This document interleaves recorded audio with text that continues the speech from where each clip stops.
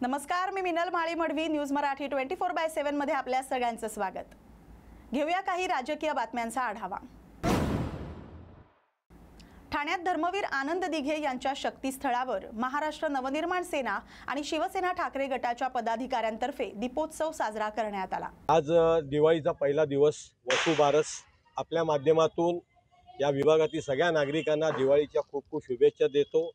शिवसेना उद्धव बाळासाहेब ठाकरे पक्षाच्या वतीने मनसे शुभेच्छा देतो.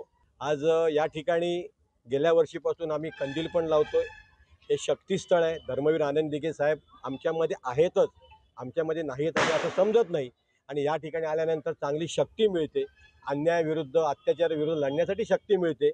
आणि कायम प्रामाणिक एकनिष्ठ झाल्यानं दिघे साहेबांचे आशीर्वाद आमच्या पाठीशी कायम आहेत. त्याच्यामुळे पहिला दिवस गेल्या वर्षीपासून या ठिकाणी हा दीपोत्सव प्रत्येकाच्या आयुष्यामध्ये दीप उजळावे, त्यांच्या आयुष्यामध्ये कायम काळोख दूर व्हावा, अंधार दूर व्हावा.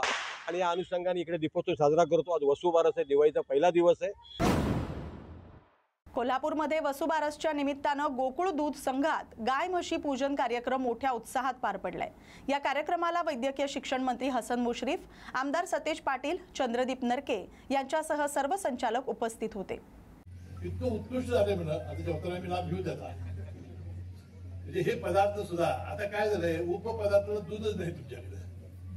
काय भाई मनापासून शुभेच्छा देतो आणि वसुबारसाच्या देखील शुभेच्छा आम्हा सगळ्यांच्या वतीनं आपल्याला या ठिकाणी देतो. दरवर्षी या कार्यक्रमाच्या निमित्तानं आपण येत असतो. स्थापनेपासून कैलासवासी आनंदरावजी पाटील सुळेकर साहेबांच्या पासून या ठिकाणी आपण संस्कृती जपतोय. मला वाटतंय अरुण नरके साहेबांच्या पासून त्याची वाटचाल गाय पूजनाच्या वसुबारसच्या निमित्ताने आजपासून आपल्या हिंदू संस्कृतीमधला सगळ्यात मोठा दीपावली सण आज सुरू झाला. याबद्दल दीपावलीच्या मनपूर्वक तमाम ग्राहकांना, तमाम दूध उत्पादकांना. या बातमीसह राजकीय आढावा इथेच संपतोय. अशाच राजकीय बातम्यांसाठी पाहत रहा न्यूज मराठी 24/7. नवा भारत, नवा विचार.